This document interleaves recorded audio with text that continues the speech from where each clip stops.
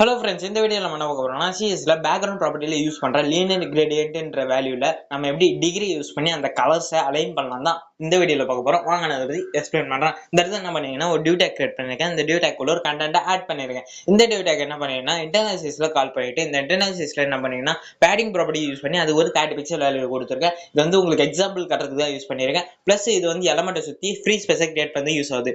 அதுக்கெல்லாம் என்ன பண்ணிருக்கேன்னா background property use பண்ணி அதுல வந்து லீனியர் கிரேடியன்ட்ன்ற வேல்யூ கொடுத்துருக்கேன். இதுக்குள்ள வந்து நான் என்ன பண்ணிக்கிறேன்னா கலர்ஸ் ஆட் பண்ணிக்கிறேன் அந்த பிராக்கெட்டுக்குள்ள. இதை வந்து நம்ம எப்படி டிகிரி யூஸ் பண்ணி அலைன் பண்ணலாம் தான் இந்த கண்டென்ட்ல பார்க்க போறோம். இந்த பிராக்கெட்டுக்குள்ள நம்ம என்ன பண்ண போறோம்னா ஒரு 30 டிகிரி ஆட் பண்ண போறோம். 30 டிகிரி எப்படி ஆட் பண்ணுவோம்? 30ன்னு கொடுத்துட்டு டிஇஜின்னு கொடுத்தோம்னா அது டிகிரிக்கு கன்வெர்ட் ஆயிடும். வாங்க இப்போ ரன் பண்ணி பார்க்கலாமா?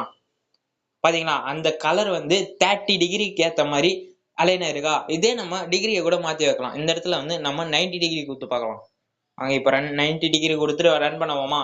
பாத்தீங்களா அந்த கலர் வந்து 90 டிகிரி அளவுக்கு அலைன் ஆயிருக்கு. இதே நம்ம 180 டிகிரி 170 டிகிரி கூட மாத்திக்கலாம். இந்த இடத்துல 130 டிகிரி எக்ஸாம்பிளுக்கு காட்டுறேன். பாத்தீங்களா அந்த கலர் வந்து 130 டிகிரிக்கு அலைன் ஆயிருக்கு. இவ்வளவுதான் ஃப்ரெண்ட்ஸ் இந்த கண்டென்ட். இந்த கண்டென்ட் உங்களுக்கு புரிஞ்சிருக்கும்னு நினைக்கிறேன். இது மாதிரி இன்னும் நிறைய இன்ஃபர்மேஷன் நீங்க தெரிஞ்சுக்கணும்னா மறக்காம என்னோட சேனல் சப்ஸ்கிரைப் பண்றேங்க. அடுத்த வீடியோல பார்க்கலாம்.